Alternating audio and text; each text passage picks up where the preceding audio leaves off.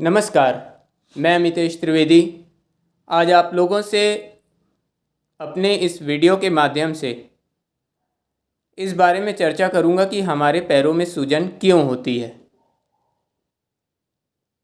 हमारे पैरों में सूजन होने का कारण होता है कि आप काफ़ी लंबे समय से तक किसी एक स्थान पर खड़े हैं या काफ़ी लंबे समय तक किसी एक स्थान पर बैठे हैं या आपके पैर लंबे समय तक स्थिर हैं, तो वो एक रीज़न हमारे पैरों में सूजन होने का हो सकता है।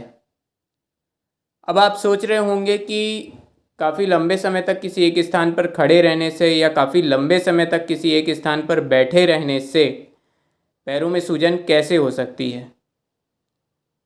तो एक्चुअली होता ये है कि जब आप काफ़ी लंबे समय तक किसी एक स्थान पर खड़े रहते हैं या काफ़ी लंबे समय तक किसी एक स्थान पर बैठे रहते हैं, तो हमारी मांसपेशियां सिकुड़ जाती हैं और जिसके कारण ब्लड का फ्लो सही तरीके से नहीं हो पाता और खून का थक्का किसी एक निश्चित स्थान पर जा कर के जम जाता है।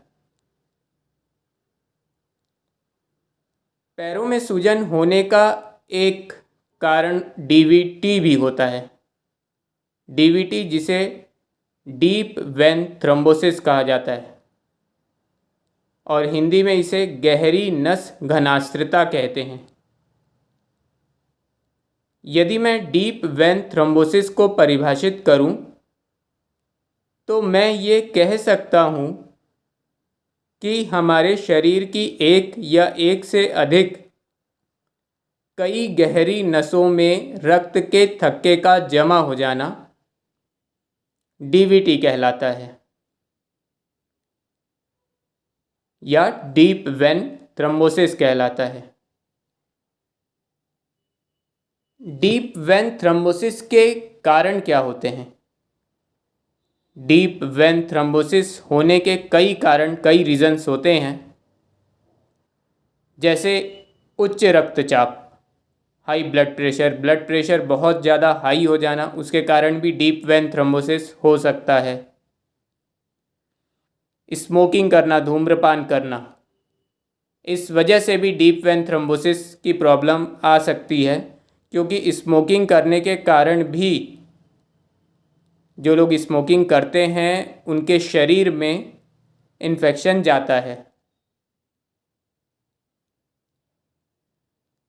कैंसर की प्रॉब्लम होना, कुछ कैंसर ऐसे होते हैं जिसके कारण रक्त गाढ़ा हो जाता है और सही तरीके से फ्लो नहीं हो पाता और किसी एक निश्चित स्थान पर खून का थक्का जमा हो जाता है। कुछ कैंसर के इलाज के कारण भी ऐसा होता है। महिलाओं में गर्भावस्था के समय, प्रेगनेंसी के समय ये प्रॉब्लम हो सकती है। प्रेगनेंसी टेस्ट के समय ये प्रॉब्लम हो सकती है। ब्लड क्लॉट होने के कारण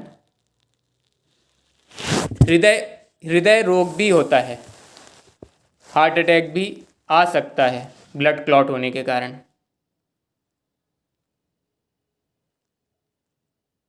अब डीप वेन थ्रोम्बोसिस के लक्षण क्या होते हैं? डीप वेन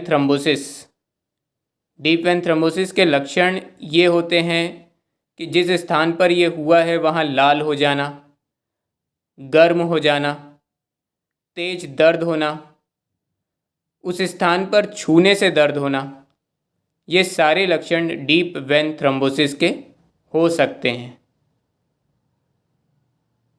अब जब ये डीप वेन थ्रोम्बोसिस घातक रूप ले लेता है तो ये बन जाता है पल्मोनरी एम्बोलिज्म। जब ये डीप वेन थ्रोम्बोसिस घातक रूप ले लेता है तो ये बन जाता है पल्मोनरी एम्बोलिज्म। ये इतना घातक होता है कि पेशेंट के प्राण संकट में पड़ सकते हैं। पल्मोनरी एम्बोलिज्म के लक्षण होते हैं सांस फूलना, खांसी के साथ रक्त का निकलना,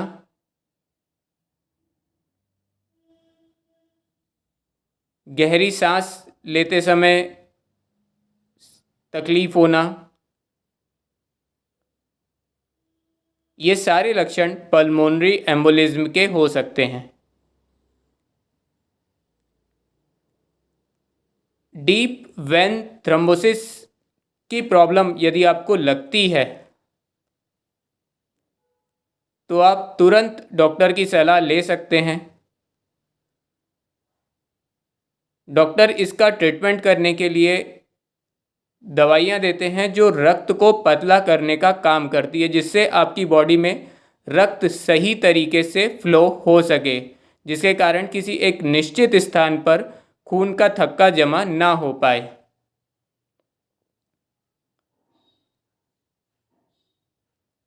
डीप वेन थ्रोम्बोसिस के होने का एक कारण हार्मोन थेरेपी भी होता है।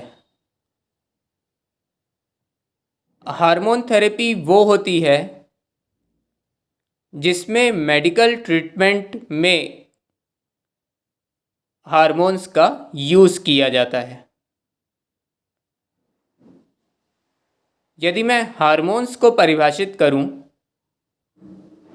तो हार्मोन्स हमारे शरीर के अंदर के केमिकल्स हैं जो रक्त के माध्यम से हमारे शरीर के अंगों तक पहुंचते हैं। यदि इसकी मात्रा कम या ज़्यादा हो जाए तो ये हमारे शरीर में गड़बड़ी पैदा कर सकता है। हार्मोन्स का हमारे शरीर की गतिविधियों में, हमारे विकास में, मेटाबॉलिज्म में बहुत ही महत्वपूर्ण योग होता है। यौन गतिविधियों में, मेटाबॉलिज्म्स में बहुत ही महत्वपूर्ण योग होता है। मेटाबॉलिज्म उसे कहते हैं जिसमें भोजन के द्वारा ऊर्जा शक्ति बनती है। अब बात आती है हार्मोन्स को हम किस प्रकार से कंट्रोल रख सकते हैं, कैसे उसकी संख्या कम या ज़्यादा नहीं होने दे सकते। तो उसके लिए आप व्यायाम करिए, सही मात्रा में पानी पीजिए, पानी कम मत पीजिए, वॉकिंग करिए, भोजन समय पर लीजिए, तली हुई चीज़ों से बचिए।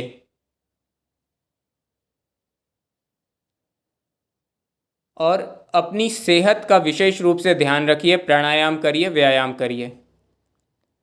अब डीप वेन थ्रोम्बोसिस हमको ना हो, हम किस प्रकार से इससे बच सकते हैं। कई लोगों के कार्य क्षेत्र में ऐसा होता है कि कई बार बहुत देर तक बैठ कर के काम करना पड़ता है। कई लोग कंप्यूटर में, ऑफिस में काम करते हैं तो काफ़ी लंबे समय तक बैठे बैठे काम करना पड़ सकता है। या किसी फील्ड में ऐसा होता है कि काफ़ी लंबे समय तक आपको खड़ा रहना पड़ सकता है। तो आप अगर उस ऐसे क्षेत्र में हैं तो वो कार्य तो आपको करना पड़ेगा, लेकिन उसके पश्चात आप अपने लिए ये समय निकाल सकते हैं कि डेली आप टहलिए, व्यायाम कीजिए, तली हुई चीज़ों से बचिए। जो लोग धूम्रपान करते हैं वे धूम्रपान छोड़ दें। ये सारी चीज़ें आप डीवीटी से बचने के लिए कर सकते हैं। धन्यवाद। यदि मेरा ये वीडियो आप लोगों को पसंद आया हो तो प्लीज़ इसे सब्सक्राइब करें और ज़्यादा से ज़्यादा शेयर करें।